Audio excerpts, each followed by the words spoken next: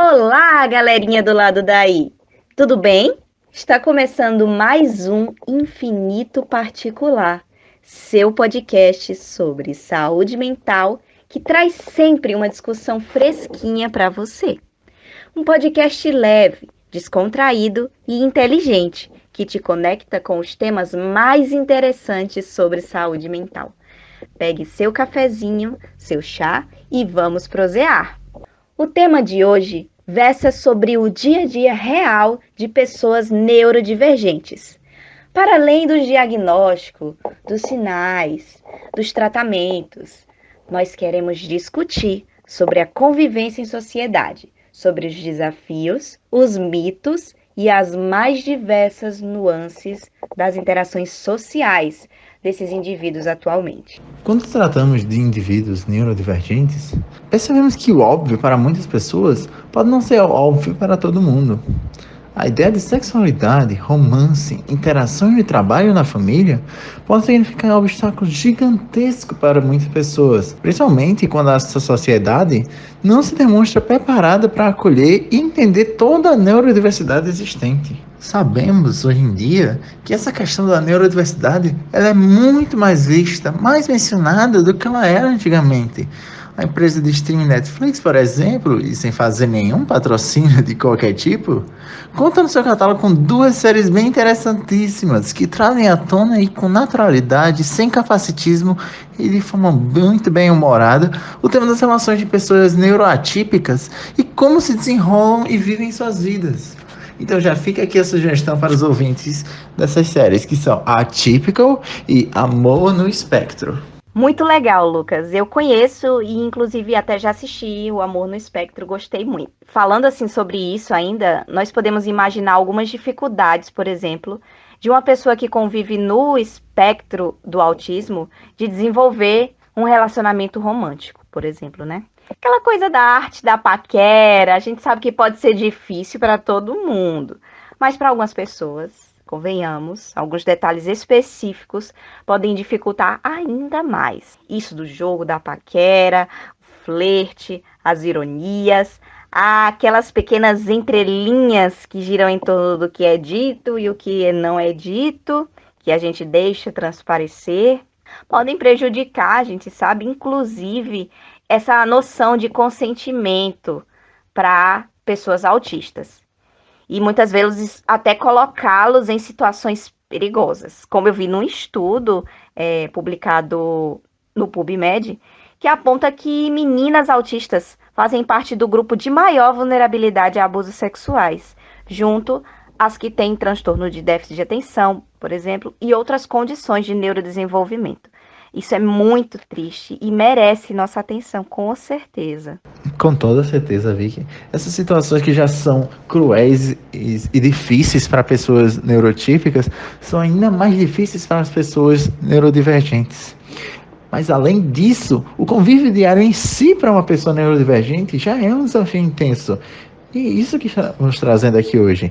As pessoas que convivem diariamente com neurodivergentes constantemente relatam as dificuldades dessa convivência, sejam eles parentes, amigos, interesses românticos. Esse ato da dificuldade que é, por exemplo, para conversar com alguém no espectro autista, ou para se manter calmo, paciente com alguém com TDAH, acompanhar as diversas mudanças de uma pessoa com transtorno de personalidade, até as intercalações constantes que ocorrem entre esquizofrênicos que chegam até mesmo a nível físico, entre muitos outros cenários que mostram o quão difícil diariamente é essa convivência com o neurodivergente. É isso aí, Lucas.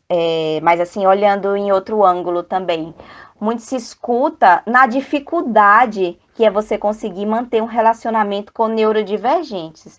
Mas e o outro lado, né? Assim, será que já paramos para pensar em como essas pessoas se sentem, como elas são tratadas? E aí vai uma lista vasta de situações, né? Os olhares tortos e assustados que a gente sabe que recebem aquelas pessoas que têm esquizofrenia, as demonstrações de pena com os jovens autistas, os risos debochados com pessoas que têm a síndrome de Tourette, a gente vê muito, principalmente na mídia e no humor, etc.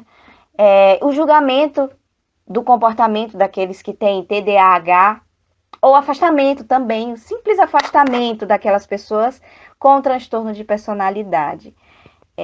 Vemos muito por aí, e as pessoas comentando, a visão dos neurotípicos colocando-se como vítimas, assim, entre aspas, dos neurodivergentes, ou como pessoas superiores, incríveis, imaculadas por aceitarem eles, apesar de sua condição.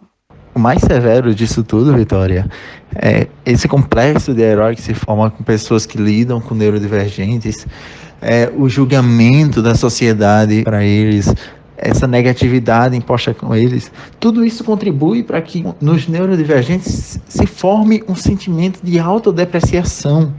Eles passam a verem a si mesmos como indesejados, fardos, problemas para a sociedade que não deveriam existir.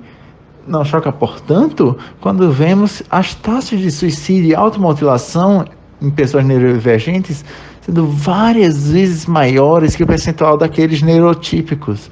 Uma consciência direta e clara dessa negatividade imposta a eles. Nisso, percebemos que se normalizou na sociedade fazer uma espécie de lista de parâmetros a serem seguidos pelas pessoas, comportamentos, ações, falas, padronizados para que as pessoas que sigam essa sejam dadas como normais e que possamos nos aproximar. Já aquelas que não seguem essa lista dada, apresentam comportamentos diferentes, são pessoas que devemos nos afastar, o que é muito o que acontece com pessoas neurodivergentes, possuindo comportamentos, falas, estilos diferentes que não batem com os parâmetros já esperados para uma pessoa dada como normal, assim classificando as pessoas anormais que devemos nos afastar. É muito importante, muito importante, que tomemos cada vez mais medidas para modificar esse cenário, né? Buscando não a igualdade entre todos, mas uma tal de equidade empática. Dizer que não há necessidades especiais para pessoas neurodivergentes comparadas às típicas é um discurso bonito, né? Mas é utópico.